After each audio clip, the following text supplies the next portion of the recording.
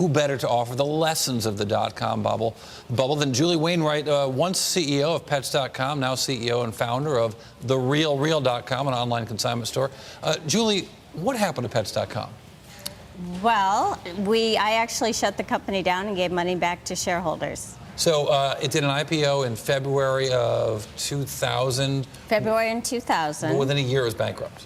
No, it wasn't bankrupt. But stock was at a zero or pretty close to it? No, really, stock price doesn't have anything to do with bankruptcy. Right, but the stock price did in fact go to next to nothing. Yes, in fact, we were the last company to go out in the market. We were the last IPO in the year 2000. In fact, Right. the last .com to IPO. And it had tremendous backing. Merrill Lynch brought the company public. Right. Amazon.com was an investor. You had the right kind of names in the deal.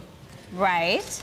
So again, what would you have done differently? So here's what happened in the financial markets. Every company that was actually started pre-97, actually more anything pre-98, usually got a primary deal done on the public markets. The publics were actually funding companies that weren't profitable.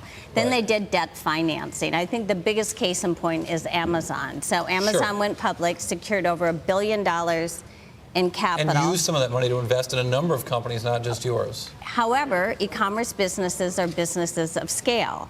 So if you couldn't get your secondary done, in fact, you most likely couldn't get past the finish line.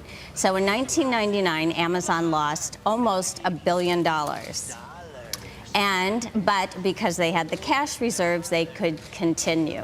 So your plan at the time was go out with, we've done a couple stories in this newsroom about what they call low float IPOs now, but offer a limited number of your shares to the public, get the stock out there, and then maybe come back to the markets for more money, whether it was in debt or in equity financing. In fact, that was exactly our plan, to go back into the markets with a debt financing, but in fact, the window of opportunity shut.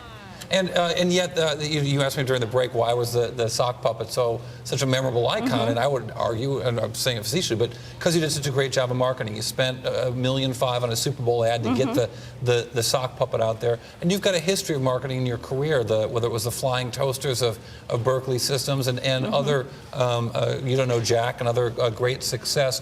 What is it about that era that was a consumer-facing internet that made it so iconic?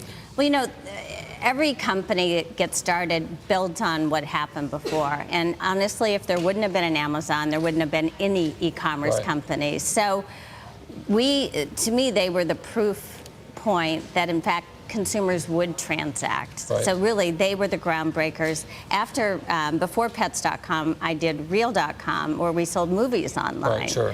And that was sold to Hollywood. We had Jeff Short on the show just a few months ago, who went on to Andreessen Horowitz of these days. Yeah. Well, let me ask you, so today, your company today is another consumer-facing internet e-commerce company. What's different? How does your business work, and why does it have a better chance of ultimate success? Well, my company is called TheRealReal.com, so let's get that out there. It's a luxury designer consignment store. But let's talk about just how the world's changed. So when I was building Pets.com, I needed a complete team to manage my servers, which I had to buy. The average cost of a server was $50,000. Now you can go up on the cloud for $100 a month, and I don't have to have a team to manage it. So you had server maintenance. We had to build the platform for commerce before we could start selling. Now there's plug and play. In fact, you do have to do customization, but the cost of customization is low versus we spent, I think, $5 million just to get the platform ready to ship one item. I've spent on The Real Real less than $100K. All right, now let's talk about audience. 250 million people. 5 billion if you include cell phones. Well, in my package, we talk about broadband, too. It makes it a very different experience when you go from 900,000 U.S. broadband users to 2 billion worldwide. So it's a completely different level. And also, people grew up shopping online. So you also have a user base that's very, very comfortable transacting. Way back when it was like, oh, what's going to happen to my data? I don't know. Who are these people?